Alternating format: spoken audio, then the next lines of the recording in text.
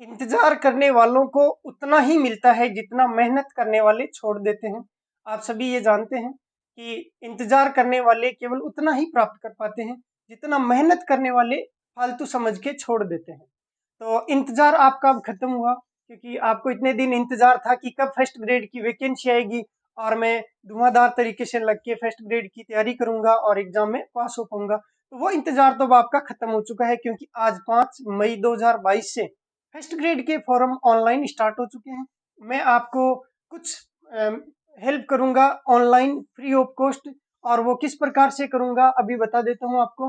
तो आपको पता ही होगा कि फर्स्ट ग्रेड में दो पेपर होते हैं। एक फर्स्ट पेपर जो जनरल अवेयरनेस जीके का होता है, और दूसरा सेकंड पेपर जो आपके सब्जेक्ट का होता है। तो सेकंड पेपर आप अपने स्तर से तैयार कर लेना, और फर्स्ट पेपर जो है उसमें जीके के अलावा कुछ मैथ, रीजनिंग, हिंदी, इंग्लिश के पार्ट और अन्य पार्ट होते हैं। तो वो मैं आपको बता देता हूँ कि उनमें से कौन कौन से पार्ट है वो मेरे द्वारा पढ़ाए जाएंगे। तो सबसे पहले सिलेबस के बारे में चर्चा करते हैं। पेपर फर्स्ट में पहला बिंदु है हिस्ट्री का, और दूसरा बिंदु है मेंटल एबिलिटी का, और यहीं से अपना पार्ट है वो स्टार्ट होता है।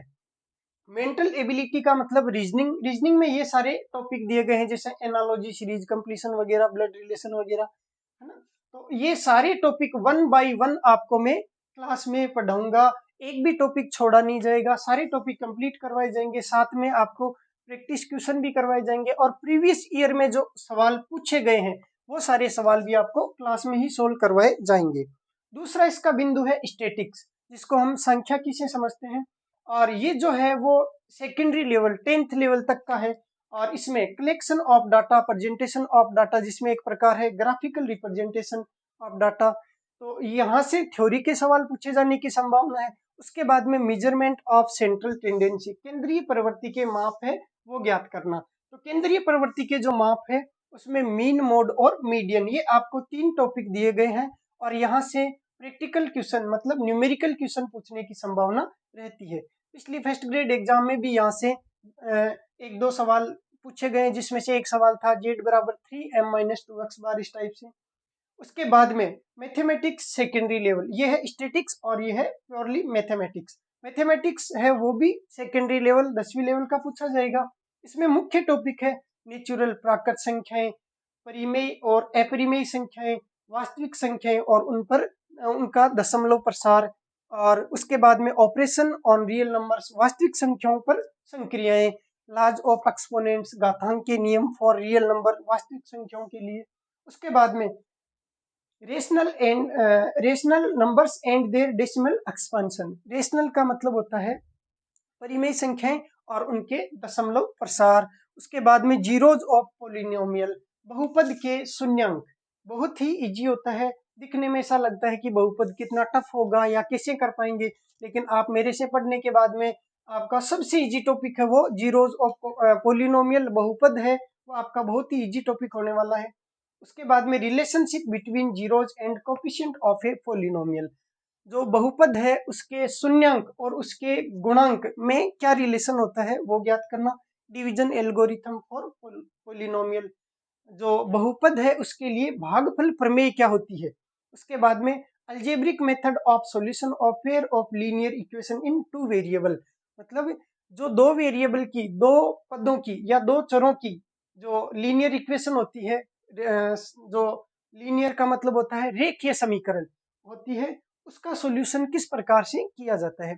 तो ये जो टॉपिक है वो कक्षा 6 की किताब से लेके कक्षा 10 की किताब में आपको मिल जाएंगे। वहां से आपको नहीं पढ़ना है, वो मेहनत आपके लिए मैंने ऑलरेडी कर रखी है।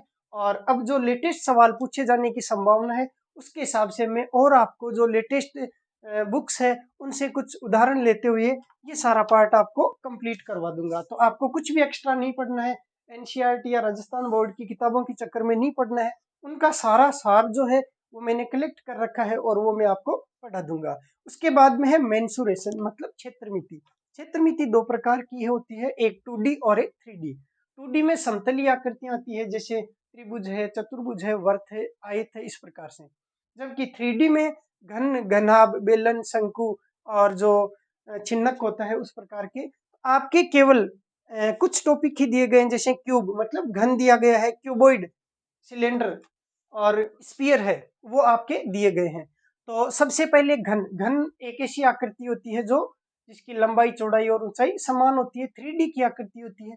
और 3D की जो आकृतियां होती है उनमें हमें एक तो पढ़ना होता है पृष्ठीय क्षेत्रफल और दूसरा उसका आयतन। आपके सिलेबस में भी यही दिया गया है कि surface area of A cuboid and cube, घन और घनाभ के पृष्ठीय क्षेत्रफल। राइट सर्कुलर सिलेंडर मतलब जो लंबवर्तीय बेलन होता है उसके बारे में, और उसके बाद में कौन जो शंकु है उसके बारे में। Sphere volume of A cuboid, एक जो क्यूबॉइड है घनाभ है उसका आयतन। सिलेंडर और जो बेलन है उसका आयतन। कोन शंकु का आयतन। एंड स्फीयर गोले का आयतन।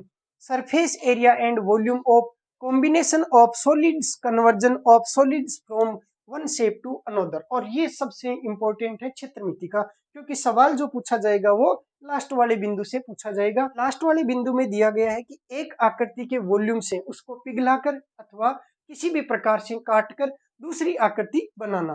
तो सवाल आपके यहीं से पूछने की ज्यादा संभावना है।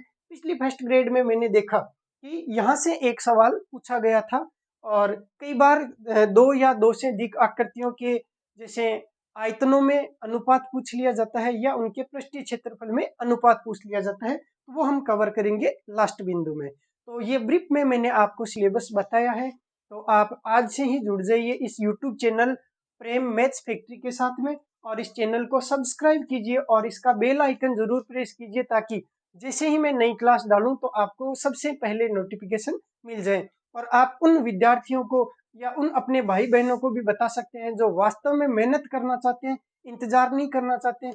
और मेरी एक आपसे यही विनती है कि आप केवल उन्हीं को ये चैनल सब्सक्राइब करने के लिए बोलना जो वास्तव में पढ़ना चाहते हैं, मेहनत करना चाहते हैं। मुझे केवल वही स्टूडेंट्स चाहिए जो वास्तव में पढ़ें और उसके बाद में जब उनका सिलेक्शन हो तो वो कहें कि हाँ प्रेम सर आपने पढ़ाया और उसके कारण से आज हम इस स्कूल में पोस्टेड हैं, तो मुझे ज्यादा अच्छा लगेगा। और वापस आपको एक बार फिर से बधाई देता हूँ कि फर्स्ट ग्रेड की वैकेंसी आ चुकी है।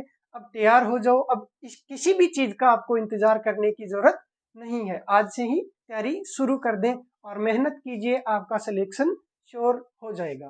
ठीक, धन्यवाद।